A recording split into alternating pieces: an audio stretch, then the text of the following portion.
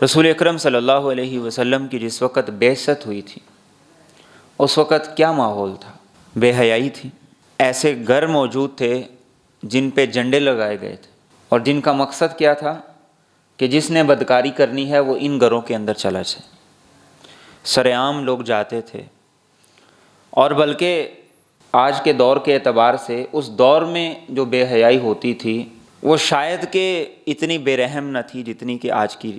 اس دور کے اندر اگر کوئی ایسی عورت جو فاحشہ عورت ہوتی اگر پریگننٹ ہو جاتی تو وہ ایسا نہیں تھا کہ وہ بچوں کو لاوارث پھینک دیتے تھے۔ دستور یہ ہوا کرتا تھا کہ جن جن مردوں نے اس کے ساتھ زنا کیا ان سب کو بلایا جاتا، اور وہ عورت جس کے ذمے لگا دیتی اس بچے کی کفالت، تربیت، سارا کچھ وہ اس مرد کے ذمے ہوتا تھا۔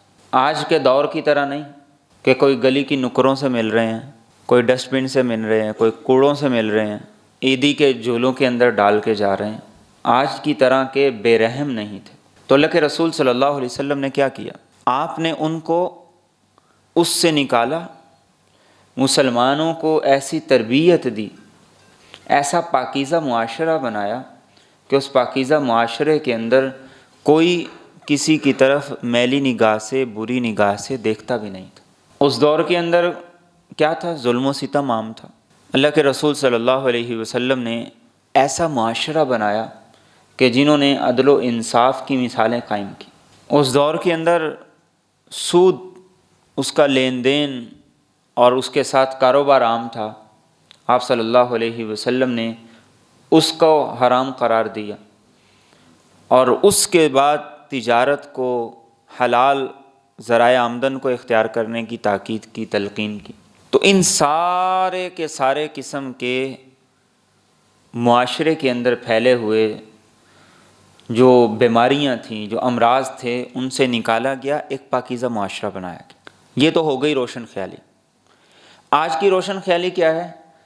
آج کی روشن خیالی یہ کہتی ہے جس گند سے ہمیں ہمارے پیغمبر صلی اللہ علیہ وسلم نے نکالا، ہم دوبارہ اس کی طرف جائیں گے تو یہ روشن خیالی۔ قرآن کریم کہتا ہے کہ روشن خیالی وہ تھی جسے رسول اکرم صلی اللہ علیہ وسلم نے پروان چڑھایا اور جس کے مطابق آپ نے صحابہ کی تربیت کی۔ آج دین کے اوپر دین کے احکامات پر عمل کرنے کو قدامت پسندی کہا جاتا ہے، اور یہ کہا جاتا ہے کہ یہ لوگ رکاوٹ ہے معاشرے کی ترقی میں۔ ابھی گزشتہ دنوں میں آپ جانتے ہیں قومی اسمبلی میں اس بات پہ بحث ہوئی کہ جو معصوم بچوں بچیوں سے زیادتی کریں ایسے لوگوں کو چوک چوراہوں میں کھڑا کر کے سرعام سزا دی جائے۔ اس کی مخالفت کرنے والے ہمارے ہی یہ لوگ تھے۔ کسی یہودی نے آ کے تو نہیں مخالفت کی، نہ کسی عیسائی نے کی ہے۔ یہ مخالفت کرنے والے کون تھے؟ یہ ہماری قومی اسمبلی کے اندر بیٹھے ہوئے تھے۔ انہوں نے کہا نہیں، یہ نہیں ہو سکتا، یہ نہیں ہو سکتا، یہ تو وحشیانہ قسم کی سزائیں ہیں، یہ تو ظلم ہے، اور یہ ایسا ہے اور ویسا ہے، اور ہم اس کو یہ نہیں کر سکتے، ہمارے یہ رکاوٹ ہے، یہ وجہ ہے۔ اور اسی کے بعد دو واقعات ایسے دردناک قسم کے ہوئے۔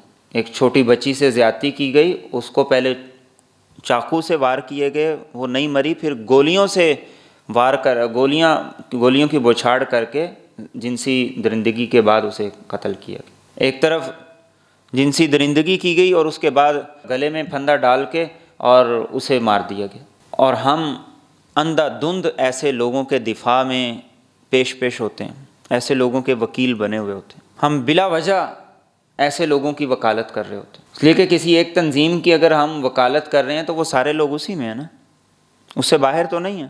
تو اللہ کے رسول صلی اللہ علیہ وسلم نے ہمیں جس معاشرے، جس گند سے نکالا تھا، آج یہ کہا جاتا ہے کہ اگر اس گند کے اندر دوبارہ ہم چلے جائیں تو پھر ہی ہم روشن خیال ہوں گے، اور اس روشن خیالی کو اپنانے کے لیے ہر حد کو ہم نے پار کرنا شروع کر دیا، اور تمام قسم کے حدود، قیود، پابندیاں، وہ ساری کی ساری ہم باری باری کر کے اپنے قوانین سے نکالتے چلے جا رہے ہیں۔